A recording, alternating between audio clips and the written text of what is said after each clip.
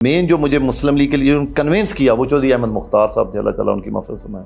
8 میں میں نے آزاد حیثیت سے اپنی سیاست کا آغاز کیا اپنے بھائیوں کے خلاف۔ تو جب میں گرفتار ہوا پھر مجھے اس وقت ایجنسیوں کے مجھے تو اس وقت ایجنسیز کے بارے میں بھی نہیں پتا تھا، جیسے ماضی میں یہ ویپن اسٹیبلشمنٹ یوز کرتی تھی، کردار کشی کی بنیاد پہ وہ لوگوں کو ڈیمیج کرتی یا جھکاتی تھی۔ عمران نے ایگزیکٹ چور چور ڈاکو یہ اس نے نعرے لگانے جو اس کی لائن جو اس کو شمولیت کر لیتا وہ پاک ہو جاتا، جو اس کے سامنے کھڑا ہو جاتا وہ سارے ان چوروں کی فہرست میں آ جاتے۔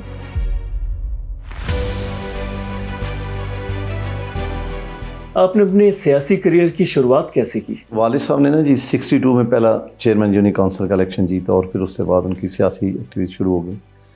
68 میں میرے والد صاحب نے ذوالفقار بھٹو صاحب نے کوٹلہ میں جلسہ کیا پیپل پارٹی کے پلیٹ فارم سے، تب سے ہم کہہ لیں کہ پیپل پارٹی سے وابستہ ہیں۔ پھر میرے والد صاحب 81 میں لوکل دشمنیوں کی نظر میں جب مارشل تھا جنرل ضیاء الحق صاحب کا، تو اس میں میرے والد صاحب کا مرڈر ہو گیا، پھر ان کے گواہ تو ایک دشمنی کی طویل داستان، ہم ایک سیاسی بیک گراؤنڈ سے دشمنی کی طرف چلے گئے۔ پھر 97 میں ہم نے پہلا آزاد الیکشن لڑا۔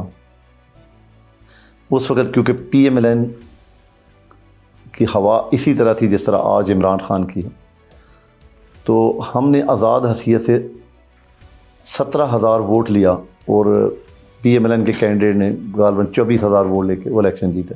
پھر 2002 میں پیپل پارٹی نے ہمیں ٹکٹ سے دی ایم پی ایس کی بھی اور ایم این اے سے، ہم 22 سارے ڈسکوالیفائی ہو گئے، لیکن ہم الیکشن جو ہے وہ میرے جو کورنگ کینڈیڈیٹ تھے ہمارے ان کے ذریعے ہم الیکشن جیت گئے، صوبائی بھی اور قومی بھی۔ لیکن بدقسمتی ہوئی کہ جو ہمارے بھائی لیڈ کر رہے تھے وہ اپنے دشمنوں سے مل گئے، انہوں نے کاف لیگ کے ساتھ کر لیا اور پیپل پارٹی سے پیٹریاٹ میں چلے گئے۔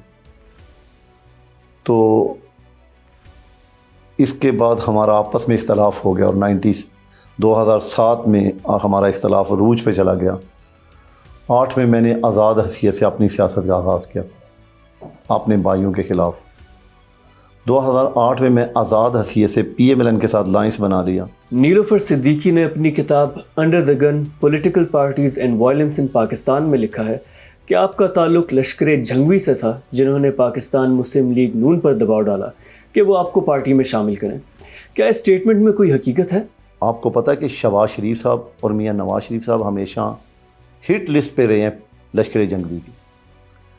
تو مجھے یہ بتایا کہ میں نے تو کبھی زندگی میں کبھی کسی مذہبی تنظیم کا نہ تو جلسہ اٹینڈ کیا، نہ کبھی زندگی میں کسی کی رکنیت لی ہے۔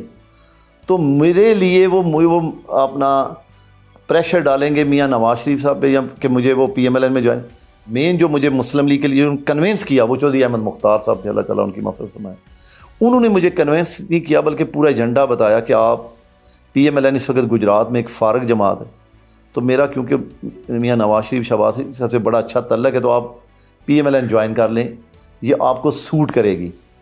تو میں نے انہی کے کہنے پہ ہی پی ایم ایل این کو جوائن کیا، اور لوکل میں نے اپنی ذات کے اعتبار سے کیا کہ 2 پولیٹکس پارٹیاں تھیں، پیپل پارٹی اور پی ایم ایل این۔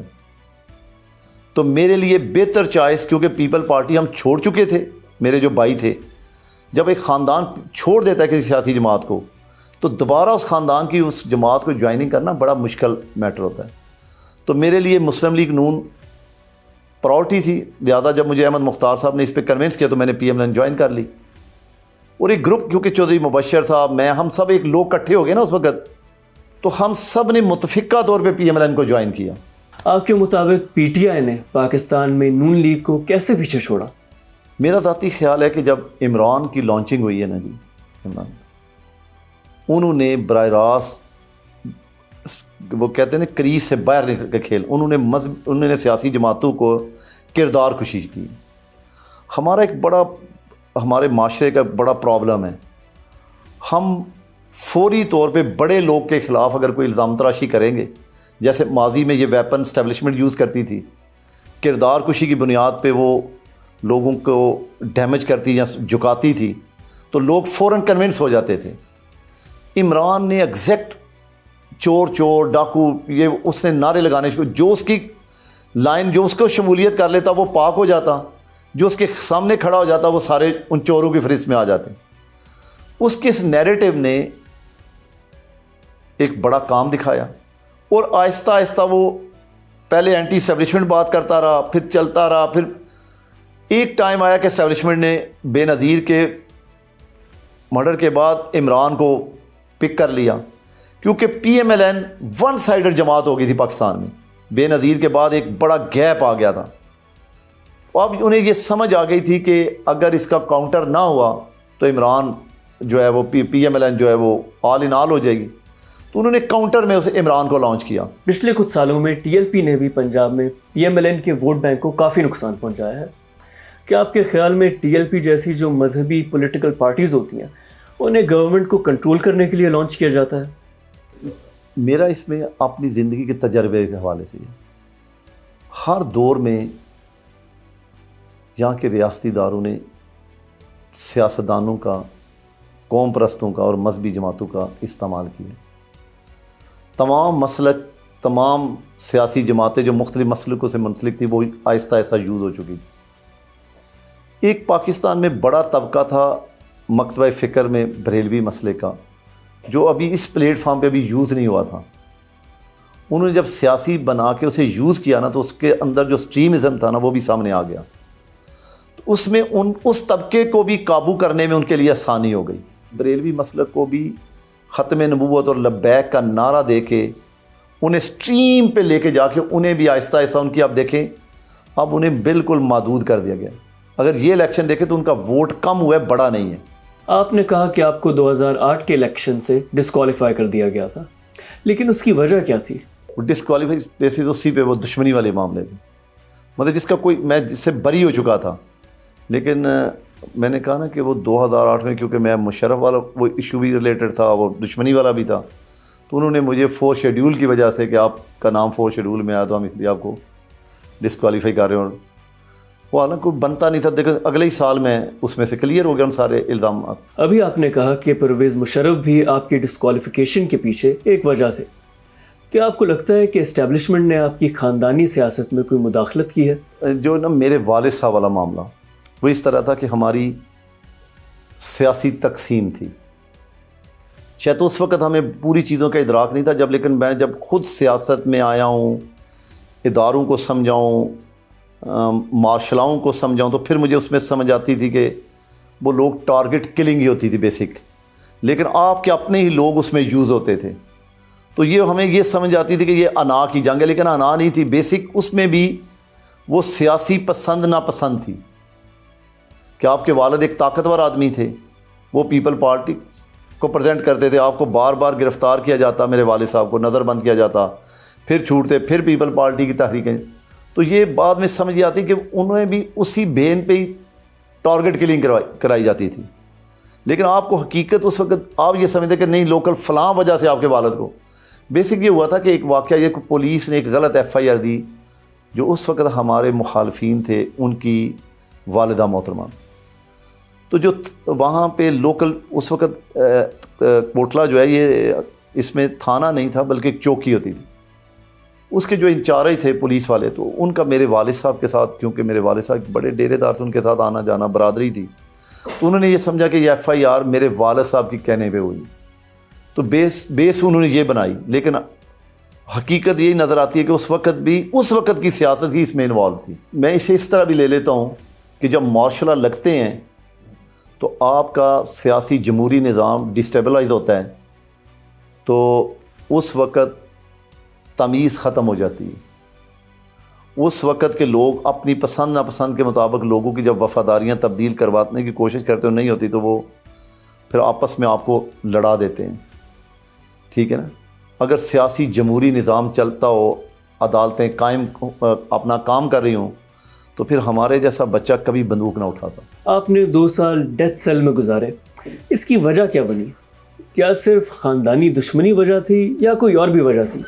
جو ہے نا یعنی کہ جب انسان کسی بھی تحریک میں ہوتا ہے نا جی، تو اس کے لیے قید بہت چھوٹی چیز ہوتی ہے، اس کے لیے اس کا نظریہ بڑا حامل ہوتا ہے، اس کے نظریے کی بڑی اہمیت ہوتی ہے۔ تو یہ یقیناً ہے کہ جب وہ کیونکہ دشمنی تھی اور ایک طرف آپ کے والد بھائی مرڈر ہوئے تھے، ان کے ساتھ رفقا، آپ کے ساتھ آپ کے اندر ایک غصہ تھا، تکلیف تھی، آپ لڑ رہے تھے، تو پہلے میرے بھائی 6 بندے مرڈر ہوئے، پھر وہ ایک اٹیمپٹ ہوئی، اس میں ہمارے جو مخالفین تھے اس وقت، آج تو ہم بھائیوں کی طرح ہیں، وہ ان کے لوگ مرڈر ہوئے، تو دونوں طرف سزا ہوگی، مجھے بھی ہوگی، ان کو بھی ہوگی۔ پھر اس کے بعد ایک مذہبی ایشو بنا، وہ ایک بیسک تو ایک قتل کا ایشو تھا، صلح کا، میں اس صلح میں انوالو تھا۔ آپ سمجھتے ہیں جب آپ نئی نئی مذہبی تعلیم حاصل کرتے ہیں تو آپ کو بڑا لگاؤ بھی ہوتا ہے اپنے لوگوں، اور یقیناً کہ اس زمانے میں جہاد پہ کوئی ایسی کندک یا پابندیاں نہیں تھی، لوگ کھلے عام آتے جاتے تھے۔ وہ دنیا دار بندہ ہے جو اس کو آپ کو پتہ ہے، اس کو ڈیپ چیزوں کا نہیں پتہ ہوتا کہ یہ گیم کیا ہے، اس کے پیچھے ادارے کیا کرتے ہیں، ان کی کیا سوچ ہوتی ہے۔ تو انہی لوگ جو آپ کے پاس اس صلح کے لیے آ رہے تھے، بیسک وہ جہادی تنظیموں سے وابستہ تھے، ان کے دوسری طرف ریلیشن تھے، اور میرا کیونکہ ٹیلی فون پہ رابطہ تھا، وہ آپ کو کوئی چوری چھپے تو مل نہیں رہے تھے۔ تو اسی سلسلے میں جب دبئی چلا گیا اپنے اختلافات کی وجہ سے، انہوں نے مجھے دبئی سے بلوا لیا، دبئی گورنمنٹ کو کہا، انہوں نے مجھے پاکستان بھیج دیا۔ انہوں نے مجھے ایئرپورٹ سے کہہ لیں کہ گرفتاری تو نہیں کی، اغوائی کیا۔ وہاں سے میں نکلا تو آگے ایک دم بڑی ٹیمیں کھڑی تھی، انہوں نے مجھے وہاں سے اغوا کیا اور ایک نامعلوم جگہ پہ لے گئے۔ کہہ لیں کہ ایک دن سوائے میرے ساتھ گفتگو اور اس حوالے سے پوچھ گچھ کی، میں نے انہیں گراؤنڈ ریئلٹی پوری پکچر بتائی کہ یہ صورتحال تھی، اس طرح، تو آپ اس پہ اپنی انویسٹیگیشن کر لیں۔ تو وہ یہ کہہ لیں کہ اس کے بعد 2 سال تو انہیں یہ پروسیس مکمل کرتے لگا۔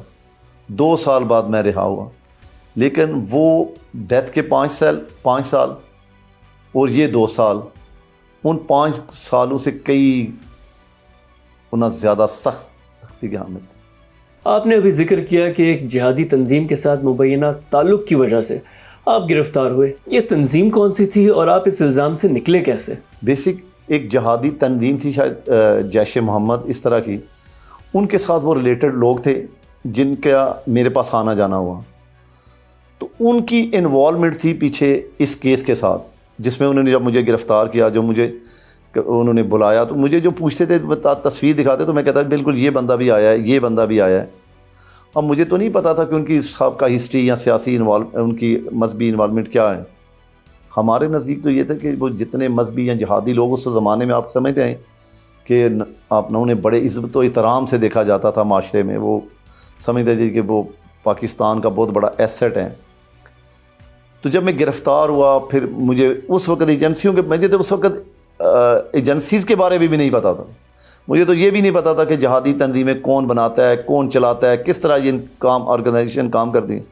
تو بلکہ بڑا انٹرسٹنگ ہے کہ ایک آفیسر نے جب مجھے کہا تو میں نے انہیں یہ بات بتائی کہ بھائی دیکھیں مجھے تو نہیں پتا، آپ نے کوٹلہ میں ان کے دفاتر بنائے ہیں، وہاں وہ لوگ آتے ہیں، اسی طرح میرے ڈیرے پہ آئے، انہوں نے یہ صلح کی بات کی، پھر وہ لوگوں سے، مجھے یہ پتا تھا کہ بازار میں اجتماع ہوتا تھا، پیسے فنڈنگ اکٹھی کی جاتی تھی، تو انہوں نے مجھے کہا جی کہ نہیں، ہماری وہ آج بھی ہمارے بچے ہیں، ہماری لڑائی شیطانوں کے خلاف ہے۔ تو میں نے کہا جی یہ ہمیں کیسے پتہ چلے گا کہ آپ کے اچھے بچے کون ہیں اور شیطان کون ہیں؟